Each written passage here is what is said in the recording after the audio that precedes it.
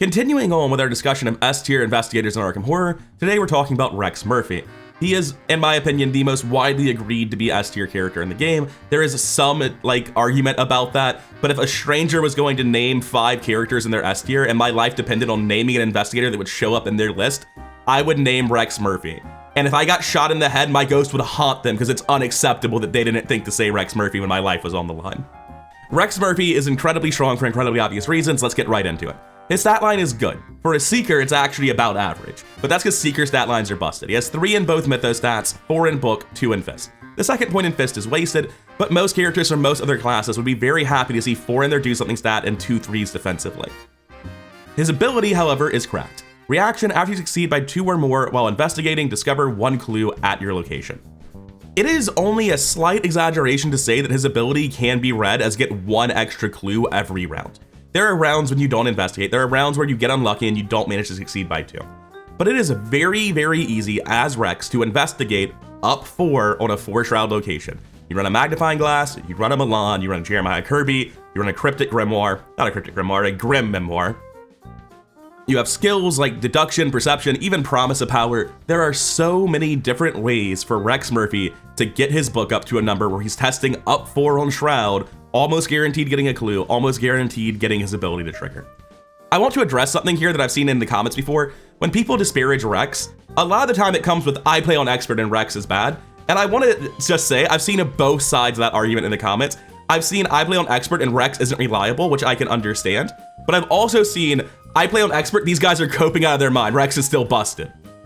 I don't know which is true, I don't play on expert, but my gut opinion is that Rex is already probably not getting the bonus clue on a -4. Changing the most devastating tokens in the bag to be worse doesn't really affect how often Rex's ability triggers. Changing a +1 to a -1 or a -2 doesn't affect how often it triggers, because you should be getting your bonus clue on a -2. Like, I don't know what's going on this morning, but once again, with the metaphor, there was a gun to my head and I had to guess, is Rex Murphy still incredibly good on hard and expert? I'd be like, yeah, the guys who are saying that he's great are probably right, I trust them. I've also seen mental gymnastics in the comments one time where somebody was trying to explain how a 5-book Seeker is better than Rex, because Rex essentially would miss a clue if the 5-book Seeker investigated and succeeded by 0. If they succeed by 1 or 2, then Rex would actually not get his ability, and they have to succeed by 3 or more, which is a big ask for any investigation, really, for Rex to get his ability. And I squinted at that for a while. I was like, that sounds convincing. Why is that really wrong? And the reason it's wrong, the reason that doesn't work, is because it ignores the entirety of deck building and scenario design. You start at low shroud low shroud locations and move into higher shroud locations. Every map is built like that. There are very few scenarios, if any, where it just dumps you on a 5-shroud location and says good luck.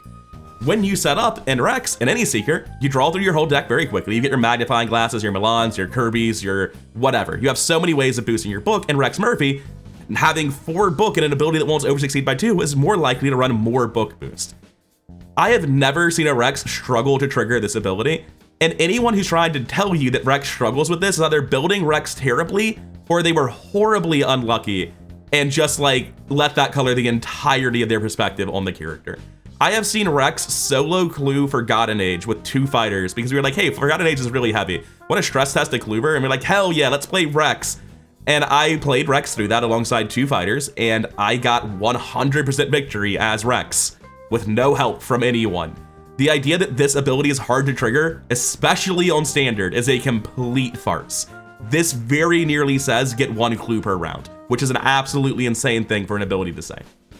And the reason I'm going on at such length about this ability before I get further into the video is primarily because whenever people try to disparage Rex and say he's not S tier, it always hinges on them trying to say that this ability isn't that good, and that's just not true. It's cracked. Anyway, his star is basically dead. +2, you may instead choose to automatically fail the skill test to draw 3 cards. So typically when you pass a skill test, that was good. If you get a star and choose to fail, then you went from triggering your ability and getting 2 clues to instead drawing 3 cards, which cannot be worth more than 2 clues. So you have to find yourself in really weird situations where you're already triggered your ability at a low shroud location and you get the star on the second investigate, so you can't use your ability again. Or you're taking a Mythos test and the Mythos test is really easy. You don't even care if you fail and you get the star and you're like, actually, I'd rather fail the test and draw 3 cards. It very, very rarely comes up because it's a small subset of the times you get your star where you actually trigger it. and it's basically blank. It does do something, but I think I've gone an entire campaign without triggering his star a single time. Not having failed to draw it, just having failed to ever actually use it as anything other than +2. Coming down to his deck building options, he is Dunwich Slash, he has Seeker 0 to 5, Neutral 0 to 5, and up to 5 level 0 cards from any other class. Up to 5 level 0 cards from any other class is absolutely incredibly powerful. There's a ton of generically powerful stuff you can do. Leo DeLuca, Lucky Cigarette Case, Faustian Bargain, Read the Signs. There are just so many generically good cards that are worth throughput. However, let's go into some decks and talk about what I would do with them. I want to show off a pretty basic Rex deck. Somebody on the Reddit not too long ago asked for a modern, powerful Rex deck with like updated cards. This is what I made for them. I think one of the strongest things you can do with Rex's cards is take 2 copies of Promise Power, 1 copy of Take the Initiative, and that all fits under a Practice Makes Perfect. Those are practice skills. A Sparrow Mask, because you're going to draw your whole deck, you don't really need a second one. This makes his Mythos stats effectively 5/5. And a Lucky Cigarette Case, which is essentially a second copy of Empirical Hypothesis that's allowed to be in play at the same time.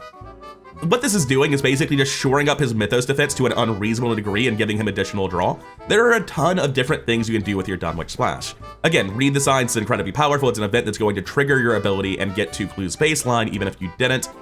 You have stuff like Leo DeLuca, but I don't really trust Leo that much because you really want the book boost on your ally. Using your Dunwich Splash on something that's going to require a Charisma feels pretty bad. It can make your level 0 deck worse.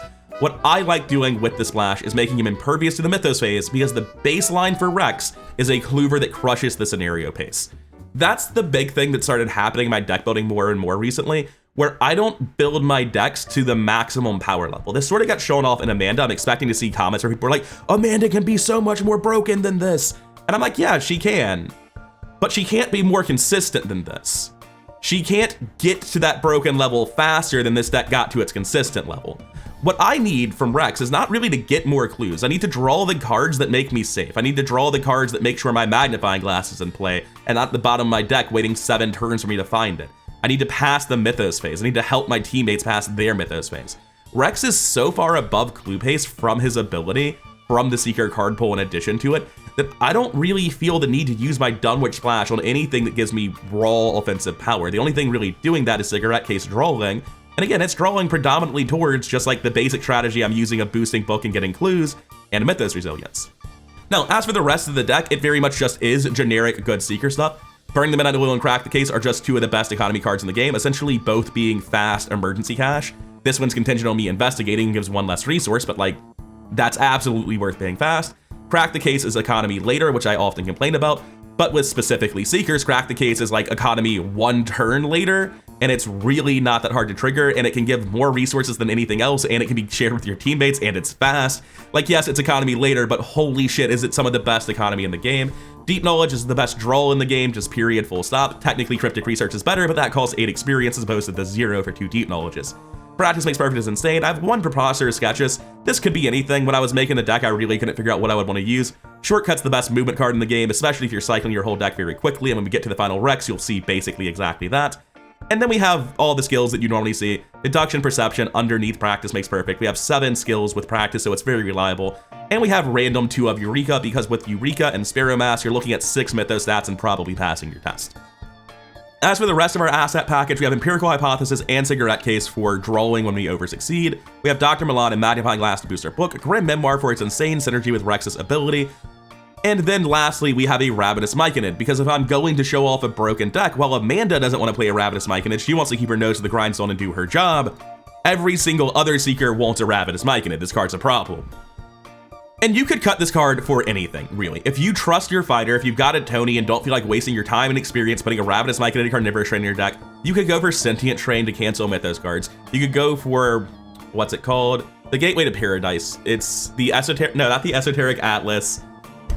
Oh, why can't I remember the name of the card? The best healing card in the game. It's the Seeker researched asset. Archive of Conduits, Gateway to Paradise, that. It's very, very good for healing. You just cut this and not run it and have something cheap in your deck. You can see Eureka's gone out. So, like, Ravenous Myconid's really a tech card that can do anything.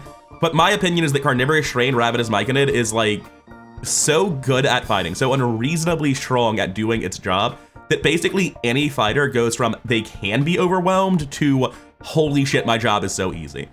It's actually cracked how strong this card is, and I can't post like an optimal deck list for Rex and pretend it doesn't deserve a slot.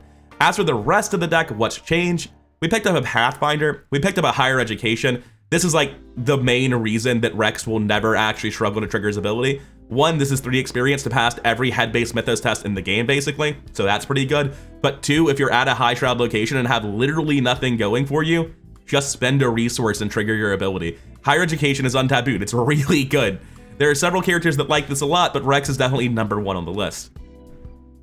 And lastly, we have upgraded Cryptic Research over... What did we drop for the second Cryptic Research? Obviously, 1 is preposterous. Got just, Eureka's getting cut for this second Cryptic Research, and the Pathfinder upgraded our skills. It's just very transparently powerful. This is a very low experience deck. There's tons of broken shit you can get later on. And the fact that this Rex deck is so cheap isn't like me intentionally making a cheap Rex deck. It's just like, yeah, even with Ravenous Mike in it, I can't really... Like, after this, you start cutting, like, crazy shit. Like, you take the Initiative, which is really good, and 1 other card, maybe your second Grim Memoir, I don't know. You take those out for Eye of Truth, which is, you know, practice for practice makes perfect, and insane Mythos Resilience. There's just so little you need in Rex that his low experience cost is legitimately an upside of the character. Everyone else has something they want. Harvey wants a Bulletproof Vest. Daisy wants Abigail Foreman. Every other Seeker has some synergy package that has an opportunity cost, and that opportunity cost is Cryptic Research. It's deduction. It is Ravenous Mike in it. Whatever they do, they're falling behind on the generically busted Seeker stuff, and Rex is not. And I want to be clear that this late game Rex deck we're currently looking at is not actually that insane of a clover. It's really good. It's probably like skirting the edge of top 5, maybe number 4, maybe number 7. Not really sure. There are a lot of in-game clovers that beat this. Tempo Daryl is faster. Daisy is faster. Amanda crushes it. A purely clue-dedicated Harvey that's using Farsight is going to be faster. There are so many ways that Seekers can build a faster deck than this. But for less XP? No. For something that has more Mythos Resilience? Not really. That's the big thing. Rex costs very little XP, and the pace he's going, even though it's like skirting the edge of top 5 in the game, he's incredibly Mythos Resilient if you build him to be that. He's incredibly consistent. He comes out of the gate at level 1 with a deduction every turn. It's all about startup time, of which Rex has next to none, both in the campaign sense and actually playing the game. Like, what do you have to play? You can play a Grim Memoir, but that's essentially like playing Deep Knowledge that also gives you 4 successful clue tests, basically. Either it's drawing you the card or giving you the clue or giving you Rex's ability in addition to drawing you the card. Like, Grim Memoir is insane. It's like an asset you play, but it's not a cost. It immediately pays for itself. Magnifying Glass is fine. Cigarette Case and Empirical Hypothesis draw and replace themselves. Milan is hardly a big... Like, there's nothing in here I have to play. Maximum 4 or 5 play actions, and all of them immediately pay for themselves, right? Rex is incredibly high tempo because his ability and his setup time just lend into that. His setup time is minimal. His ability is essentially worth an action every round. And as a result, like, sure, he's not the fastest clover in the game, but he's so fast that he will always beat the scenario with time to spare, even if no one else is helping him do the job. Maybe not in 4 players, although my memory of our first run of Carcosa, I was going to tell an anecdote about how I've seen Rex Murphy solo clue a 4-player game, but that was untabooed Rex, and that really does not count. That character's not okay. I don't really have a ton more to say. It's just that, like, yeah, having an extra clue every round is insane.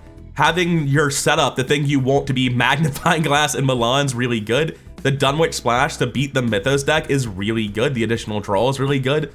The fact he has no opportunity cost and just takes the generically best upgrade, whether that's good Seeker shit like Cryptic Research and Deduction, or something unique to a campaign or a team like Ravenous Myconid or Archive of Conduits. Like, there's just so much good going for Rex in terms of the tempo that he gets online with. His base pace is so high. I don't really know what else to say about Rex. He's just fast. He costs very little experience when you're making his final deck. He has very little setup time when you're making his starting deck. His clue pace from his ability is just already incredibly good, and with the Seeker card pool, it's like definitely top 10 in the game, around top 5. And being faster than Rex is gross overkill, so Rex is able to play entirely for consistency and team support, which is wild, because, like, if I go find my Forgotten Age deck, coming over to this farcical 65 experience Rex deck, you can see that you can go after you get that core experience into stuff like No Stone 5 and Eye of Truth, and just start helping your team even more. You can use greedier, more powerful cards with your Dunwich Splash, like Leo DeLuca and Faustian Barkin. By the way, this Leo DeLuca didn't start in the deck. I just balled him for 1 XP when I got my Charisma. You can do stuff like that, which is very powerful if you have the economy for it. I have nothing bad to say about Rex. He has good mythos stats and more than enough access to the tools to make them impervious mythos stats. He's got good soak, he doesn't have a vulnerability in health or horror. He's got an incredible clue pace, he has no weakness, there's nothing wrong with him. And that's enough to get you to B tier, basically. Coming over to the tier list, I would say that if a character just had no faults, I would probably put them at least in high C tier. But a character with a really good clue pace and no clear weakness would make it to high B.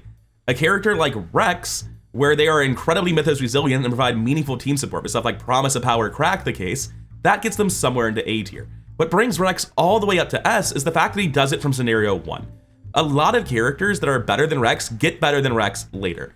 I'm actually generally going to expect a scenario 8 Mentee Fan or Kate Winthrop to be a lot more powerful than a scenario 8 Rex Murphy. I think that. I think Daisy Walker fairly early on, like scenario 4 or 5 at the latest, is going to be much stronger than Rex. But Rex is stronger in scenario 1. Scenario 1 is disproportionately important. The fact that Rex is online from the word go, and when he's falling off, he's still incredible. Like, I don't need a Daisy Walker to get through scenario 8. I can get through scenario 8 with much worse Cluebers. I've done it with Joe consistently. I've done it like with all of these people in the lower tiers, except for Lola, really. I've done really good clue hiding games on Amina. You don't need to be insane in scenario 8. What you need to do is be insane in scenario 1. Because everyone is insane with a million experience, and Rex Murphy is one of the best investigators in the game with 0 experience. That's what gets him so high into S tier, even though virtually everyone else in S tier is going to massively outperform him in the late game. The complete opposite is true in scenario 1. Anyways, I really don't have anything else to say about Rex. He's just very, very good. And most of the reason he ranks so highly is because of how quickly and easily that power comes online. If he was like Ursula Downs, where you needed a couple scenarios to get all of his stuff online, if things like Magnifying Glass and Milan cost more experience than you could start with, then Rex would fall out of S tier. But because he can get those book boosts so reliably, so immediately, he's just all gas, no brakes, beginning to end, no matter how you're looking at the campaign, and he's incredible. Anyways, that'll be it for now. I've been Rather Coherent. Thank you for your time. If you enjoyed the video, please do like, comment, and subscribe. All that stuff really does help the channel grow. I really do appreciate it. And I cannot overstate my gratitude towards the fine folks supporting me, both as patrons on Patreon and as channel members here on YouTube. Thank you for your time, and I'll see you in the next one.